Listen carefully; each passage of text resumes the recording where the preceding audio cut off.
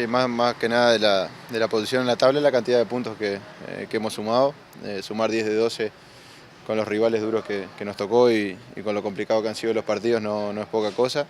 Se ha visto que el torneo va a ser muy enredado, que se van a perder mucha cantidad de puntos, que es un promedio bueno para 4 fechas hacer 10 puntos, totalmente lo contrario de lo que había sido el inicio del torneo anterior, que habíamos arrancado muy mal y eso después te lleva generalmente a que tenga también un mal final. Bueno, ahora arrancamos muy bien y esperemos seguir por esta senda, indica que vamos por el camino correcto, pero bueno, como decía, recién empieza, van 4 fechas, este torneo es muy largo y va a ser muy parejo. ¿Por dónde crees que pasa este buen momento de la Aborigen?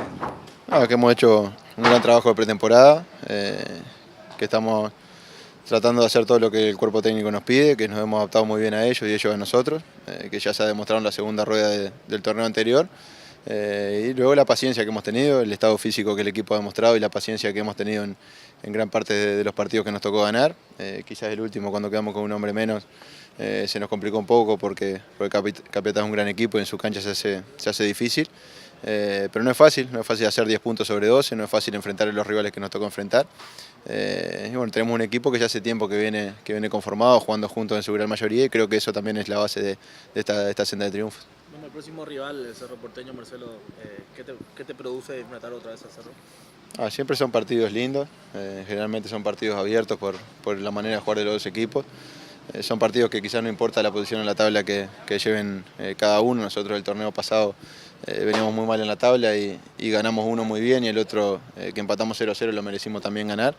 No importa cómo lleguen los equipos, sabemos que ellos están en un momento quizás no tan bueno, pero eso a veces también es un arma de doble filo. Sabemos que nos vamos a enfrentar a un gran equipo que tiene un gran plantel. Yo creo que en cuanto a cantidad de jugadores y a calidad, creo que es uno de los mejores del país sin duda, pero que hoy no se le están dando los resultados, pero que en cualquier momento puede despertar. Así que hay que estar sumamente atentos y nosotros tratar de seguir con esta racha ganadora para seguir en la punta del campeonato.